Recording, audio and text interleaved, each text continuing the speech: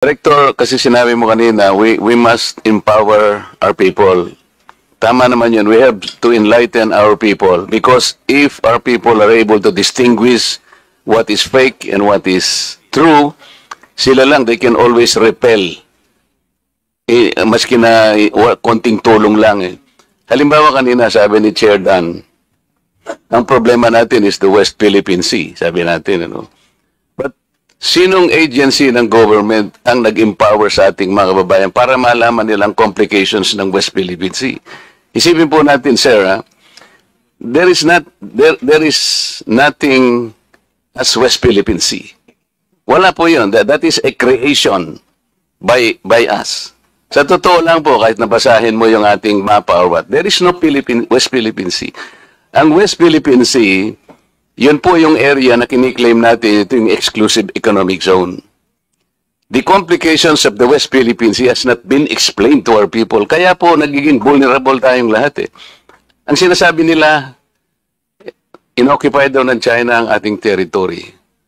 Sir, sa totoo lang po, if CICC and other agencies would cooperate with one another to empower our people, to educate them all, wala pong madideceive kahit ano pang gawin ng China. Kasi alam po na, we are all claimants dito po sa panig ng South China Sea. Several of us, Philippines, China, Vietnam, hindi po natin alam ang Vietnam has the most features occupied in the South China Sea. They had 22, China is 14, tayo, 8, Malaysia, 14, Taiwan, 1. Pero po, kaya po nagsimula dito, yung mga tao natin, mga kababayan natin, kahit na pong i-feed mo sa kanya, akala niya yung totoo because we were unable to educate them. We have not enlightened them as to the complications of the South China Sea. What is the South China Sea? Di ba? So, doon po tayo magsimula. Ngayon, magdi-discuss tayo. We will repel this. Mahirapan din po So nagiging biktima po lahat ang kababayan natin. Kahit na po dito sa ating kapulungan ngayon, hindi pa nila alam kung ano-ano po ba ino-occupy ng China. Hindi po territory ang issue in the South China Sea. Ang issue dito is our maritime rights. The maritime rights designated by our exclusive economic zone.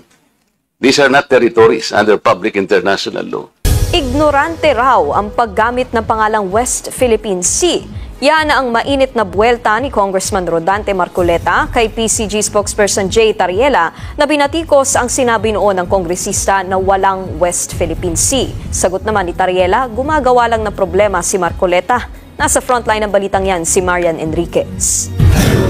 Sagip Party List Representative Rodante Marcoleta versus Philippine Coast Guard spokesperson Jay Tariela.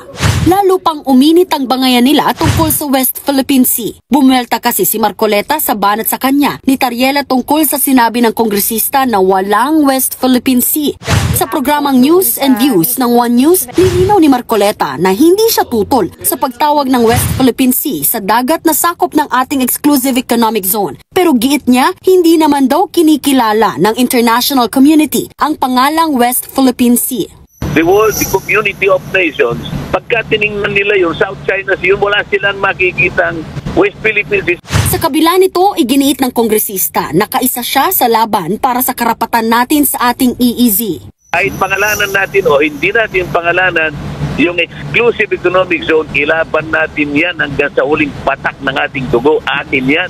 Binanatan din at hinamon ni Marcoleta si Tariela. Huwag tayo magpapaka-ignorante. Katulad ng Commodore na yon. Kung makikita niya, ipamukha niya sa akin, kapag hindi niya nakita sa mapa ng karagatan ng mundong ito, mag-resign siya bilang Commodore sa wala siyang naiintindihan. Sagot ni Tariela na kasisira raw ng loob na marinig mula sa isang mambabatas ng 19th Congress na nagpasa ng Philippine Maritime Zones Act na nag-ugat daw sa pagiging ignorante ang paggamit ng West Philippine Sea. Giit ni Tariela, tinatanggap ng sambayanan ang pangalan. Sumisimbolo rin ito sa karapatan natin sa ating EEZ. Ginagamit din daw ang pangalang West Philippine Sea ng militar at ng Coast Guard na lagi raw nahaharap sa panganib sa tuwing sila ay nagpapatrol.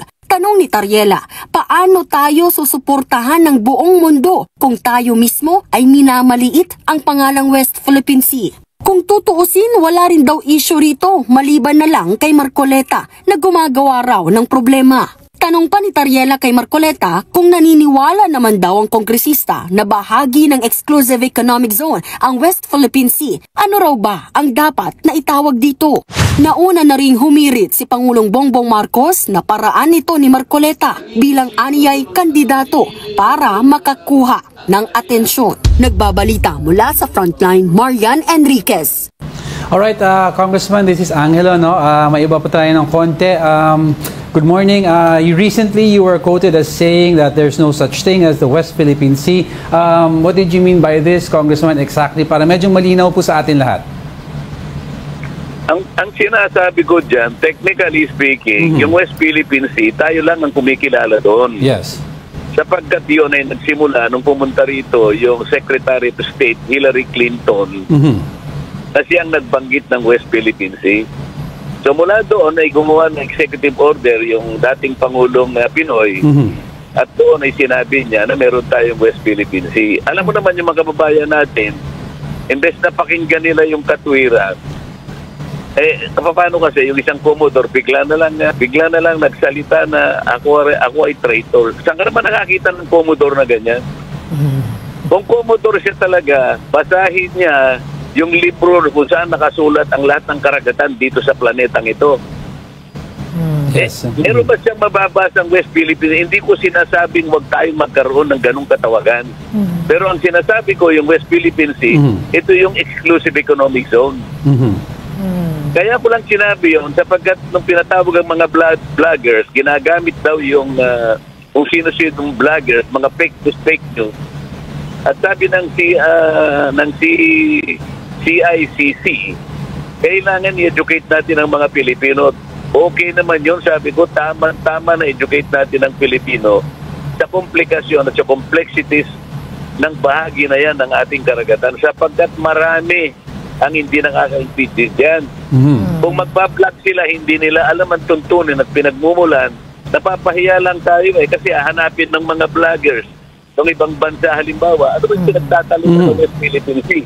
Hindi naman nakasulat yun Pero kahit walang pangalan yun, Angelo, gusto kong ipakita, ipaalam sa lahat ng mamayan, kahit wag nating pangalanan yun, atin talaga yun. Yun ay ating exclusive economic zone. Ang gusto ko lang, ipagtanggol natin ang ating sariling atin nang hindi tayo emosyonal at hindi tayo ignorante. Pipilitin natin tayo lang ang gumawa ng West Philippines. Tayo nagkakaintindihan tayo. Pero yung world community, the community of nations, pagka tiningnan nila yung South China Sea, wala silang makikitang West Philippines Sea sapagkat hindi naman natin pinasulat doon sa International Hydrographic Organization. Pero yun yung nagtatala talaga. Yes. Parang halimbawa, gumawa ka ng dictionary, pinilit mo na sa sarili mo, gumawa ka ng isang kataga, ng isang salita, ikaw lang pinilit mo i-include sa dictionary, walang kikilala doon. Ganun lang ibig ko sabihin. Yung mga kababayan natin hindi mo na itatanong kung anong pinagmulan ng pinag-uusapan. Napakaraming komplikadong issue dito sa likod niyan.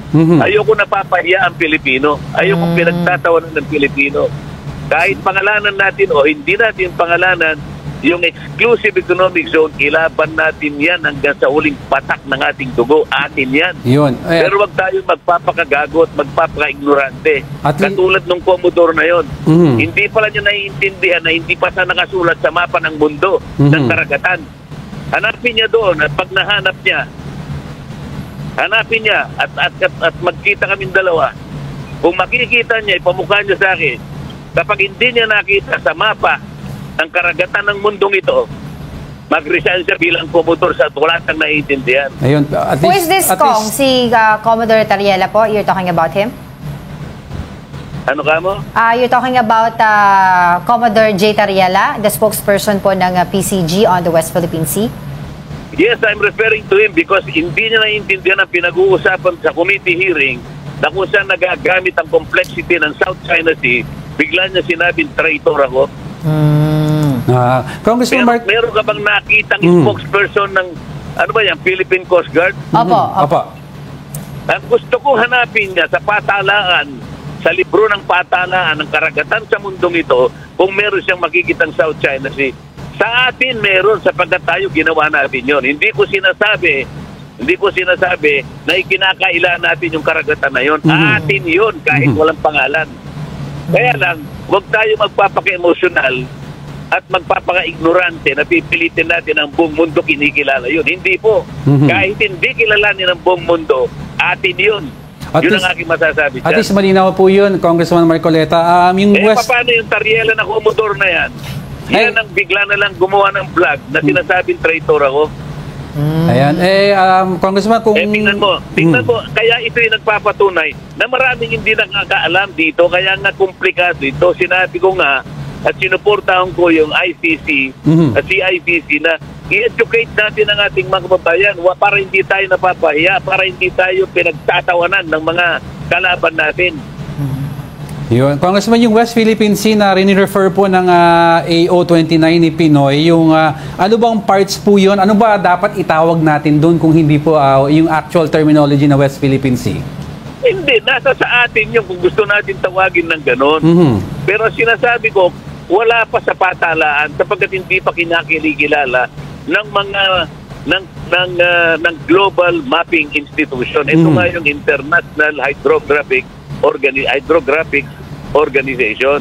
Bakit hindi natin ipatala para lang makita talagang merong West Philippine Sea? Sapagkat pinagtatawanan tayo eh. Alright, O yung mga vlogger ginagamit West Philippine Sea. Hindi naman nakalagay sa patalaan. Di ngayon hindi nila makita. I-google mo nga yung isang kalsada na Angelo, ikaw lang ang gumawa. Ikilalanin ba ng Waze yun kung ikaw lang ang gumawa?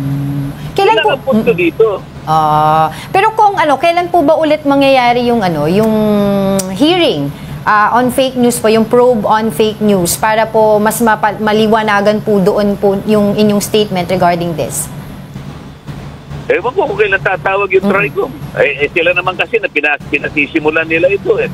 Hindi pa nila kinikilala. Dapat sana pag-aralan natin, sabi ko nga sa inyo, ano ba yung West Philippine Sea? Ano ba yung South China Sea? Ano ba yung saklaw ng international law? Ang dami nito eh. Ang laki po ng kontrobersya ng sabi ni Congressman Rodante Marcoleta na wala naman talagang West Philippine Sea. Ito po ang binitawan niyang mga kataga. Yun lang kasi napaka-emotional na issue ang mga pangyayari sa South China Sea at sa West Philippine Sea. Kaya't minsan nadadala ang marami sa emosyon at sa mga kataga. So ano ba talaga ang totoo? Ito po.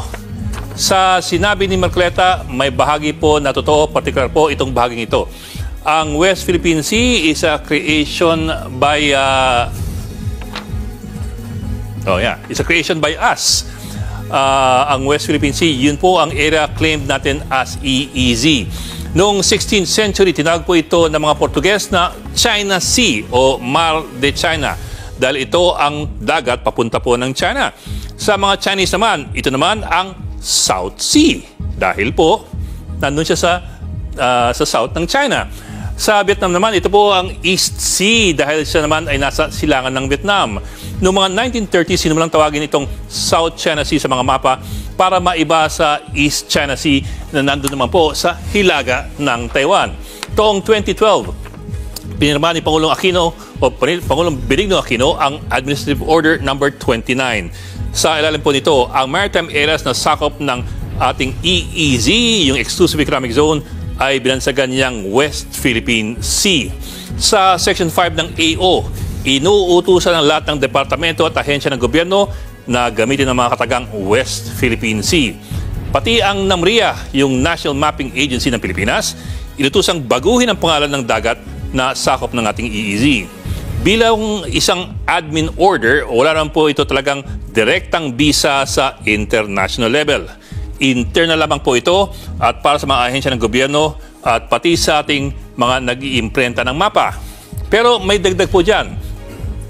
Sa Section 4, nakalagay na at the appropriate time, inaatasan ng DFA na isumiti po itong AO29 at ang bagong mapa ng Pilipinas sa UN at sa mga international bodies. Ang malamang na pakay ay para ipakilala sa international community itong bagong pangalan at baka balang araw ay maging internationally recognized.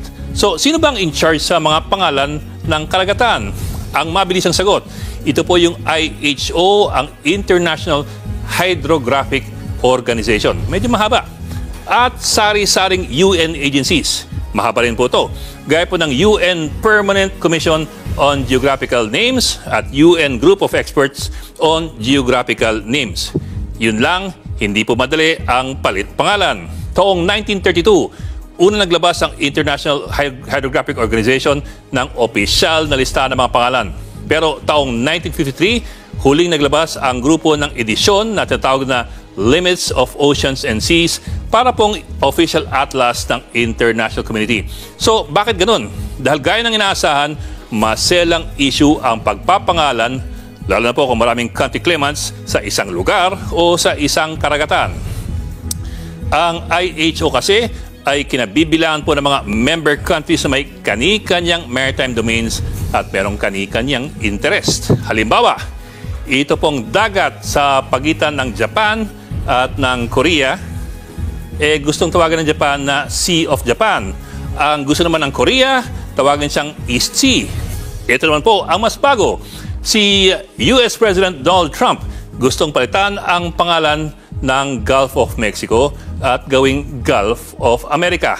Naglabas na nga siya ng kautusan sa US government para po gawin yan. Ang bawi po ng Mexican President na si Claudia Pardo, palitan ang pangalan ng US at gawin itong Mexican America. Kumbaga, hanggat hindi po ito naaprubahan ng IHO at ng UN sa isang masalimuot na proseso, abay kanya-kanyang pangalan po yan. Pwede mong tawagin ng ibang pangalan pero baka ikaw lang yun. Pero ito po, sa Technical Resolution number 4.2 na nilabas ng IHO, ginigit po ng grupo na mahalagang unang hakbang ang pagpalit ng standardized international name, ang pagpalit muna ng standardized national name. So sa madaling sabi, dapat palitan muna ang pangalan sa lokal na level para may pag-asang mapalitan sa international na. Yo, what's up mga tropa peeps? Magandang araw po sa inyong lahat. At yan pong pinakita kong video sa inyo, yung nauna nating pinanood, ay yan po yung sagutan ni Tariela at nitong si Rodante Marcoleta na kumakandidato po ngayon na senador. Ngayon, eto po si Marcoleta, di ba? Siya naman ang nauna eh. Sabi niya, there's no such thing as West Philippine Sea. Ikaw ba naman kung nasa matino kang pag-iisip, sabihin mo ba naman sa harapan ng napakaraming Pilipino na walang West Philippine Sea? Samantalang, pinaglalaban nga natin yung West Philippine Sea na yan. Kung wala talagang West Philippine Sea, bakit natin pinaglalaban? Kung walang West Philippine Sea, bakit inaagaw ng mga Chekwa yan? Common sense na lang, di ba? Nagsalita ka ng hindi maganda, tapos ngayon parang ikaw pa ang biktima. Parang minamali pa niya si Commodore J. Tariela. Parang ginagawa pa niyang tanga o walang alam si Commodore J. Tariela. Halos isugal nga nila ang buhay nila dyan sa West Philippine Sea para lamang hindi maagaw ng mga Chekwa yung mga inaagaw sa atin na mga kalupaan, katubigan, at yung mga lamang dagat, yaman dagat na nakukuha nitong mga Chekwa na ito. Diba? Masyadong pal itong si Marcoleta.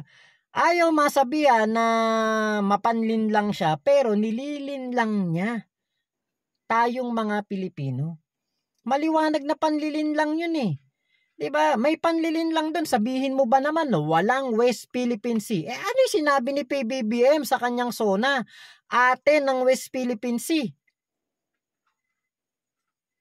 Ano yun? Diba? Ano tawag doon? Peki yung sinabi ni PBBM na yun, hindi yun totoo.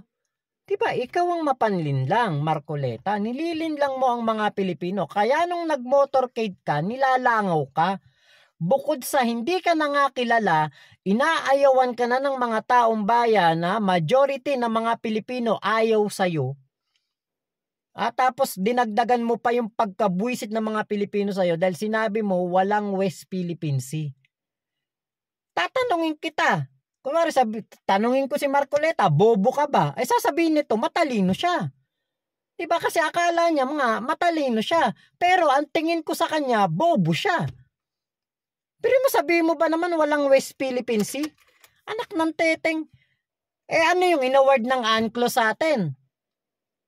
Ang pinaglalaban niya, wala daw sa kung ano man yan, topographical or kung ano mga mapa yan, hindi daw natin hindi daw parang inirehistro o ikinuha ng lisensya na pangalanan, yan lugar na yan na West Philippine Sea. Puro kakatarantaduhan. Inaagawan na nga tayo ng mga tsekwa ng kalupaan. Tapos parang ang dating, kinakampihan mo pa sila. Paano ka pa iboboto niya ng mga Pilipino? Alam nyo, ang sarap magmura sa ganito.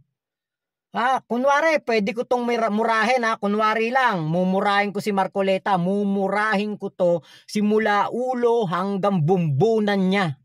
Hanggang wig niya. Mumurahin ko to.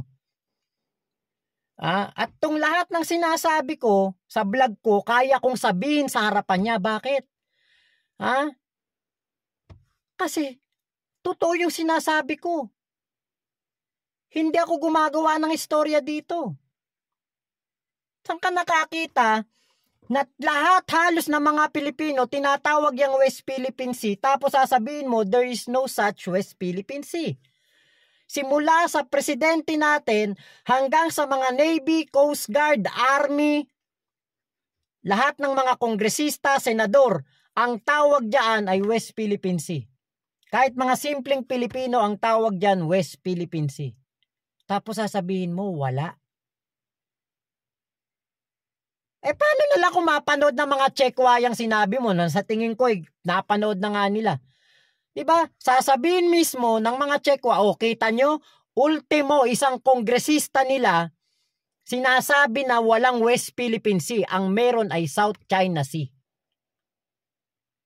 Kung walang West Philippine Sea, ibig sabihin merong 9-dash line at 10-dash line ang mga tsekwa. Kung walang West Philippine Sea, ibig sabihin walang Pilipinas. Yung pangalang Philippines, wala na din. Bakit? Kasi walang West Philippine Sea. Ano pang silbi nang tatawagin natin tong Philippines o Pilipinas kung wala naman palang West Philippine Sea?